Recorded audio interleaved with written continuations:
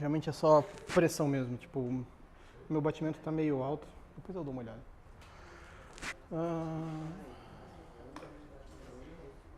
Viu? Isso aqui é uma boa função do banco de dados, é um banco de dados local. Então, tipo assim, você já tem aqui, ó, deixa eu ver se... Tá batendo 140, não tá legal. Isso que eu ia te perguntar também, por que você anda com dois smartwatches? Na verdade, eu tava usando os dois para fazer verificação do benchmark entre um e o outro. Ah, tá. Já viu que esse aí é melhor. Tem vantagens de um e do outro. O problema desse aqui é a bateria. Ele dura pouco, o outro dura muito mais a bateria. Precisão de batimento cardíaco, esse aqui é um pouco melhor do que o outro também. Mas tem diferenças. Tipo, considerando o preço de um e do outro... Esse é muito mais caro que o outro. O outro é muito mais caro. O Mi Band você paga tipo uns R$150. Esse aqui você paga uns R$1.200. Então... Nossa. Mas esse daí é melhor? Não, esse daqui é o da Samsung. Mas eu já tive da Sony, já tive da LG, já tive da Samsung. Eu gosto de smartwatch, é uma coisa útil. Tá ligado aqui? Desses daqui? Não, ele é recarregável. Aí tem que recarregar. Tem como trocar a bateria, o problema é que você vai perder a vedação de a prova d'água, por exemplo, seria a prova d'água. Então dá pra trocar. Deve ter barato. Essas baterias geralmente é tipo coisa de R$40, R$50, você troca a bateria deles. Eu tenho um Sony ainda em casa que tipo, ele rompeu o lacre de vedação. Aí eu deixei ele lá porque tipo, o meu SOR é meio forte, então destrói o circuito muito rápido. Então eu deixei ele parado. Não muito, né? Mas é perto disso. O SOR é ácido, então ele acaba derretendo. Então, tipo assim, se você usar tipo relógio normal, não dá muito certo. Eu tenho que usar tipo ou aço, ou titânio, ou silicone, que é por exemplo esse daqui. Então, se eu usar outras coisas, ele come por dentro. Mas é normal.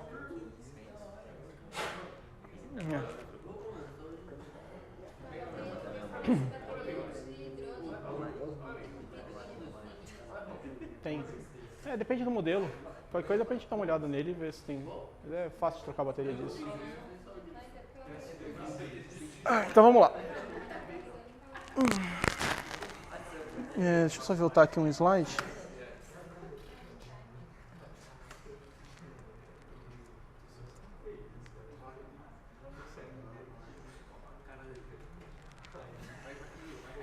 Não, os profissionais envolvidos mesmo. Tá. Bom, profissionais envolvidos aqui no banco de dados. Então, os dois principais profissionais que a gente tem é o administrador do banco de dados, então o DBA, tá? O que o DBA é? Ele é a autoridade máxima dentro do banco, tá? Dentro do banco de dados, não no banco tipo assim, Itaú, não, é tipo banco de dados, tá? Ele que vai controlar todos os acessos, vai dar permissão de escrita, leitura, que vai criar tabela, que vai criar relação, ele que vai ter tipo a autoridade máxima, por exemplo, para criar ou apagar um banco de dados qualquer, tipo num instante, tá?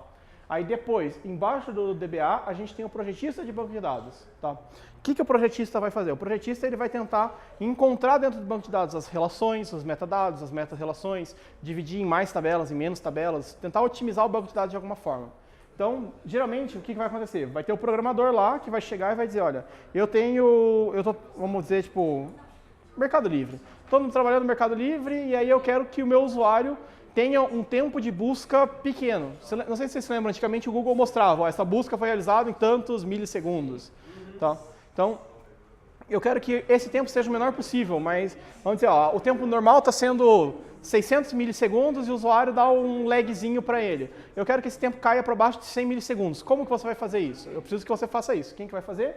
O projetista. Ele que vai analisar o banco de dados, analisar as relações e verificar como que ele pode trazer uma resposta mais rápida num tempo mais curto. Tá?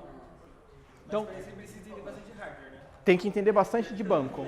De hardware também um pouco, porque você vai ter... O projetista, ele não tem tanta autoridade quanto o DBA, mas o projetista pode chegar e dizer, olha, esse disco aqui que está sendo o meu gargalo, troca esse disco por um disco mais rápido, ou coloca em RAID, ou aumenta o desempenho desse disco de alguma forma. E aí o DBA vai ter que ir lá e vai mexer no disco para aumentar o desempenho. Tá? Mas o projetista vai localizar o problema e só vai passar para o DBA, olha, faz isso, eu preciso disso. Quais são as necessidades do sistema. Tá? Bom, outros profissionais envolvidos. O usuário final, que é o cara que vai utilizar a informação que está armazenada dentro do banco. Tá? Então, são os profissionais que vão ter acesso ao banco de dados e os analistas de sistema e programadores. Tá? Quem que são os analistas de sistemas e programadores? Os analistas de sistemas e programadores são os caras que vão realmente desenvolver software para aquele sistema. Então, por exemplo, vai ser o cara que vai chegar e vai desenvolver o sistema da biblioteca, vai desenvolver a agenda, vai desenvolver o Mercado Livre, vai desenvolver o aplicativo que vai fazer uso do banco de dados. Tá? Então, esse cara aqui, ele não precisa nem saber qual é o banco de dados que ele está utilizando embaixo. Ele só precisa saber como que são as requisições que ele tem que fazer e para onde que ele manda. Para qual servidor? Entre o banco de dados e o software que está utilizando o banco de dados, basicamente isso? Tipo isso. Na verdade, esse cara é o projetista do software. Esse cara aqui está fazendo um aplicativo Android. Tá? E aí, o aplicativo Android está fazendo consulta dos anúncios que estão no Mercado Livre. Tá? Então, o aplicativo está fazendo uma pesquisa num banco de dados do Mercado Livre. Tá? Então, esse cara só está utilizando a consulta. Ele não sabe qual que é o banco de dados, não sabe como que o banco de dados está fazendo. Ele sabe somente utilizar o resultado e mostrar para o usuário. Tá? Então, a gente tem vários níveis envolvidos. Tem o cara lá embaixo, que é o cara que cuida do banco de dados no baixo nível. Baixo hardware, otimização de banco, acesso, essas coisas.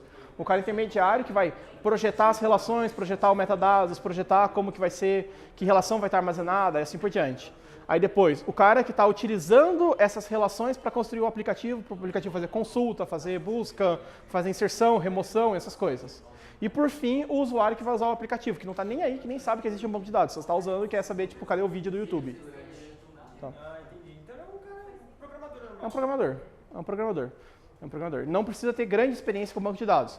É interessante saber o banco de dados para você poder fazer algumas otimizações, mas você não precisa saber o banco de dados para ser esse cara. Tá. Tá. Aí sobre linguagem, o que a gente tem aqui? Então, dentro do SQL a gente tem algumas linguagens que vão permitir a gente fazer as consultas. Tá? Quais são elas? Bom, a gente tem a linguagem interativa de consulta, que vai ser o usuário podendo criar consultas dentro dos programas, sem uso do programa. Tá? A linguagem para acesso ao banco de dados, que geralmente são comandos SQL já embutidos dentro do SGBD. Tá? A linguagem de administração do banco de dados, que vão ser os comandos disponíveis somente às autoridades, por exemplo, criação de tabela, deleção de tabela, essas coisas. Então, por exemplo, a linguagem para acessar o banco de dados, inserir, pesquisar, modificar, é esse cara. Administrar o banco de dados, criar uma tabela, modificar uma tabela, gerar uma nova metadado, gerar uma nova tabela relacional, isso daqui é a administração. E, por fim, a linguagem cliente-servidor, que vai ser como os programas vão conversar com a SQL. Então, como o aplicativo vai conversar com o banco de dados que está no servidor lá em algum lugar. Tá. Então, SQL envolve todas essas coisas. Tá? Falando sobre cada uma delas. Então, o que é a DDL? São as definições de estrutura, de organização dos dados e de armazenamento dos seus relacionamentos. DML são as rotinas de inclusão, remoção, seleção, atualização dos dados armazenados dentro do SQL. DCL são as linguagens de controle dos dados, usadas pelos DBA para controlar o acesso aos dados pelos usuários, aos comandos de atribuição e remoção de privilégio. Tá? Então, por exemplo, esse cara do financeiro não precisa ter autorização sobre a tabela do marketing, então vou revogar a autorização dele sobre o marketing. Ou ele precisa agora ter acesso ao marketing por causa de uma ação que eles vão resolver. Então, a DAO concede o acesso ao banco do marketing. Tá? Compartilhar dados e integridade dos dados são as mesmas duas propriedades que a gente já tinha visto anteriormente. Tá? Quais são as vantagens de ter essas linguagens? Bom, a principal vantagem é que a gente tem independência de fabricante. Então, tipo, tem algumas diferenças de um banco para o outro, de um SGBD para o outro? Tem, mas são bem poucas. Tá? Então, geralmente muda um pouquinho de performance, muda um pouquinho de alguma coisa. Você vai ter uma escolha lá que você vai fazer, mas essas escolhas elas podem ser voltadas basicamente às ideias dentro do banco. Tá? A portabilidade dos bancos, então a gente pode portar ele para computador pessoal, computador de grande porte. A gente tem uma redução de custo com treinamento, porque a gente pode treinar para SQL, não precisa treinar para cada um dos bancos, não precisa treinar para Oracle, depois para MySQL, para Postgres, para não sei o quê. Então você treina para SQL. O cara que é um analista de banco de dados, ele consegue mexer em qualquer banco de dados. Tá? É que nem um cara que é um bom programador. Ele não vai ser um bom programador em Java, ele vai saber um bom programador em linguagem de programação, seja qual for a linguagem de programação. A lógica é a mesma. Tá? A gente tem que essas linguagens elas são feitas em inglês de alto nível, então ele tem um conjunto simples de sentenças e bem estruturado. As consultas são interativas. A gente consegue ter múltiplas visões dos dados, porque, por exemplo, eu posso ter uma massa de dados aqui e eu posso enxergar como o cara do financeiro, posso enxergar como o cara do marketing, posso enxergar como cliente, posso enxergar como o cara que está fazendo uma busca no sistema. Tá? E essas diversas faces do meu sistema vão me retornar visualizadores diferentes. Tá? E aí um pouquinho mais sobre cada uma das linguagens. Então, o que é a DDL? É a linguagem de definição de dados. Então, vai ser create database, alter database, drop database, create table, alter table e drop table. Então, ele vai criar bases de dados e vai criar tabelas dentro dessas bases de dados. Tá? Ele pode criar, modificar ou apagar. Tá? Esses 3 comandos são pertencentes ao DDL, que são o administrador, o DBA, que vai ter esses comandos nele. Depois, os DML, que são as linguagens de manipulação de dados. Então, vai ser o insert, o update, o select e o delete. Então, eu vou inserir um dado, eu vou atualizar um valor dentro de um dado, vou selecionar um dado ou vou deletar um dado. Então, esse daqui é o cara que geralmente está ali o segundo nível. Esqueci o nome dele. Ah, beleza. O cara que está, tipo assim, no segundo nível. Ele não está tão baixo nível, mas o projetista de banco de dados. Então, o projetista vai ter esse cara aqui. Aí ele vai utilizar esses caras para entregar ferramentas para o desenvolvedor fazer, por exemplo, inserção, update e select dentro do banco de dados. Tá? Mas o programador não vai fazer isso de forma direta, vai utilizar uma interface que o projetista vai fornecer. Depois, as DCL, são as linguagens de controle. Tá? Então, o que são as linguagens de controle? Vai ser a grant e a revoke. Então, por exemplo, eu vou conceder acesso ou vou revogar o acesso a algum banco de dados a algum usuário. Então, por exemplo, vou dizer que eu tenho um usuário do financeiro. Então, eu quero garantir que esse financeiro tenha acesso à base financeira. Vou dar um grant. Aí, de repente, ele precisou, por uma ação de marketing, ter acesso ao banco de, sei lá, de funcionários do RH. Então, vou garantir esse acesso. Terminou a ação, revoga a ação e deixa ele somente com a ação que ele precisa, somente com a autorização que ele precisa. Então, eu consigo criar níveis de usuários e dar grant e revoke neles de acordo com a necessidade de cada um deles. Tá? E são papéis do DBA. Então, o DBA é basicamente responsável por autorizar o acesso do banco de dados, coordenar o monitoramento de uso do banco de dados. Então, por exemplo, ver se não tem ninguém fazendo um drop do banco de dados ou alguém fazendo tipo um clone do banco de dados, fazendo todas as requisições possíveis e acabando criando um atraso.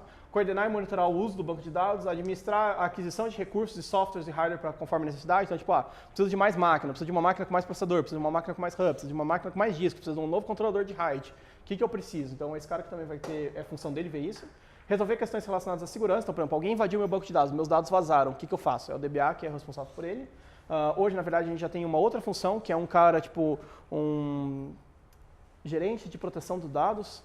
Tá? Então, um gerente de proteção dos dados, que vai ter o cara que vai resolver quando houver um relato de segurança. Resolver questões relacionadas ao mau tempo ou resposta do sistema. Então, por exemplo, choveu, meu sistema não está respondendo, caiu fora. Por exemplo, não sei se vocês viram, teve domingo, acho que foi domingo, o Google ficou fora do ar um bom tempo. Tá? Os servidores do Google, Google, Gmail, YouTube, tipo, o Google Plus estava funcionando, mas um monte de plataforma deles estava fora do ar e possivelmente foi alguém que deve ter feito alguma caca. Tá? As pessoas brincaram que foi o estagiário, não, possivelmente foi alguma coisa pior, então a gente não sabe direito ainda o que foi que aconteceu. Quando vier para a mídia, a gente ainda também não vai saber, porque eles vão possivelmente dar uma desculpa e não vão falar de verdade o que aconteceu. A gente torce para que seja, mas a gente não tem certeza ainda. A gente torce para que seja, imagina, tipo, isso é tão legal. Tá? Bom, isso daqui é o material que a gente tinha sobre DBA, tá? Sobre banco de dados. Todos esses materiais aqui estão no sistema para vocês. Tá? Então, se vocês olharem aqui no Home de vocês, tem lá os slides, que são os slides que a gente está utilizando até agora, a introdução ao banco de dados e o portfólio do estudante que vocês me pediram para colocar aqui, tinha sumido, está ali de novo. Tá? Então, tá isso aí. Beleza? Dúvidas, pessoal? Tá. Aula que vem, o que vamos ter na aula que vem? Na aula que vem, ainda não tenho certeza como que a gente vai fazer. A ideia é a gente tirar dúvidas direcionadas. Então, se vocês tiverem alguma dúvida direcionada, a gente vem e fala sobre essa dúvida. Só que aí sem câmera, sem gravar, sem nada. Tá? Só uma conversa de boa. E a prova vai ser daqui a 2 semanas. Então, Tá. na próxima aula, depois da próxima aula... Isso, acho que é dia 18. Tá. Beleza? Bons estudos e até breve.